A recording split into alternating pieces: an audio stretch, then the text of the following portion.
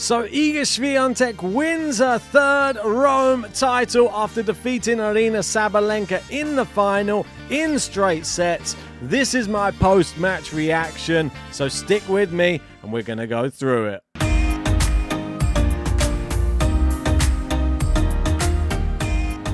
And before we go anywhere, make sure hit a like and subscribe to the channel. Let's get stuck into it. Iga wins in Rome. Impressive fashion as well. And you can see this lovely graphic here just next to me saying Rome Champion for a third time as well. Iga Swiatek. Absolutely unbelievable what this lady is able to achieve at such a young age. And like Jose Morgado says, wins back-to-back in Madrid and Rome for the first time, beating Sabalenka again. And it was 6-2, 6-3 this time for a third title in 4 years in the Foro Italico. Fourth WTA 1000 of the year and arrives in Roland Garros with 12 consecutive wins and the overwhelming favorite. Oh my word, is she. It's just crazy. There you go. Doha, Indian Wells, Madrid, and now throw Rome on top of that. It is absolutely insane how good Iga Swiatek is, and on a clay court, especially a slower clay court, she is the absolute queen. Could be the best we've ever seen. I can't wait to see what her stats are come the end of her career, because I think it's going to be literally insane. But let's go through the match and talk about how it went. What were the real talking points in this match? Well, we start off in that first set. I thought it was going to be a lot closer, so I'll hold my hands up straight away and say I got it wrong. Yeah, I got it wrong. I thought Sabalenka would be more of a challenge in this matchup than she actually was. And I thought Iga just handled her just with such a great temperament on the tennis court. The difference watching these two players, and it sort of was unveiled in front of my eyes, was I was under the illusion that Sabalenka, due to her power, would be able to enforce that onto Iga in this final. That was not the case. The real place where this final was won was in defence.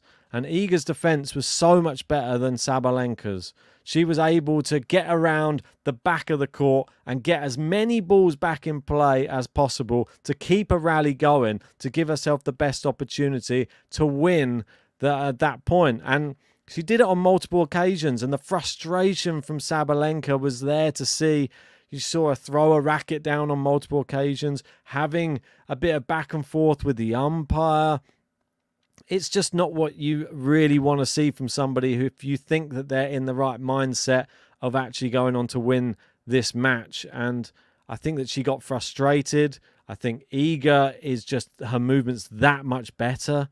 I thought Sabalenka's had come on. It hadn't come on enough, and Iga's movement is far superior, and her mental fortitude in finals is far superior when it comes to a clay court as well. I think that she handles herself so well. She's so confident. She believes in her ability, and she believes in her ability to come back when the chips are down. Sabalenka had 7 breakpoint opportunities in this second set. She had 5 of them in the second game. She had another 2 in the fourth game. Didn't take any of them. And it proved to be the demise, because as soon as Iga got 1 break point, she broke. And that's just about being clinical. She took another break point to take the whole championship.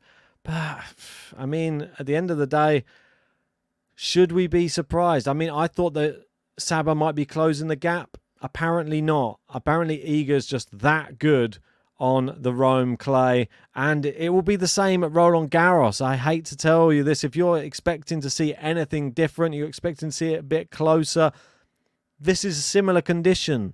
So Iga's going to be as good there as she is in Rome, if not better. I feel that the pressure of a Grand Slam can get to other players more than it gets to Iga Swiatek, and we could see her dominate in the same fashion. Let's go to some more tweets. Iga Swiatek is now the 2024 Rome Champion, her third in her career. She defeated Pliskova in 2021. I mean, it was that one. God, glad it wasn't like that final. That was a double bagel. We had the Jabeur in 2022. She retired in 2023 due to an injury against, I think it was Rybakina last year. We'll never know how that may have gone. And then winning against Sabalenka this year. Also, the second consecutive 1,000 title in a row that she has won against Aryna in the final as well. And there are the last two. We'll add another one for good measure, I'm sure, once she's lifted that trophy.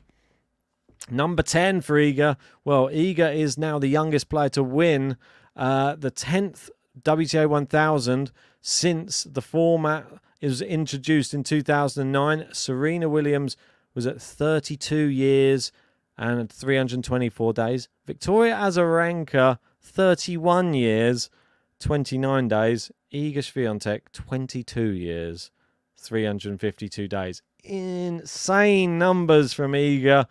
It's crazy. And she becomes the third woman in history to win Madrid and Rome back-to-back. She is also only the fifth person to achieve it overall. We got Dinara Safina in 2009. Nadal did it in 2010 and 2013. Djokovic in 2011. Serena in 2013. And Iga there in 2024. History maker, young legend. I quite like that. And just Iga. I mean, the love's there for her. 7 out of 11. Iga has won 7 out of the 11 clay court WTA events entered as a world number 1. Only Chris Evert, Martina Navratilova and Steffi Graf have won more titles after 11 tournaments played on the surface as number 1. Evert won 9 and Navratilova and Graf won 8 there. Wow, I mean, it's just so impressive. She keeps making records. I think the records are just going to keep increasing throughout her career. She's so young. I mean, she's nearly 23. We're going to have this for at least another 10 years. And if she's that good, she's not even at her peak yet, I don't think, Iga Swiatek. But the best is yet to come. And that's scary for the rest of the women's tour. But that's my reaction to Iga winning her third Rome Masters title. Well done to her. And beware every other woman on the tour, because Roland Garros is just around the corner. And she is the hot favourite.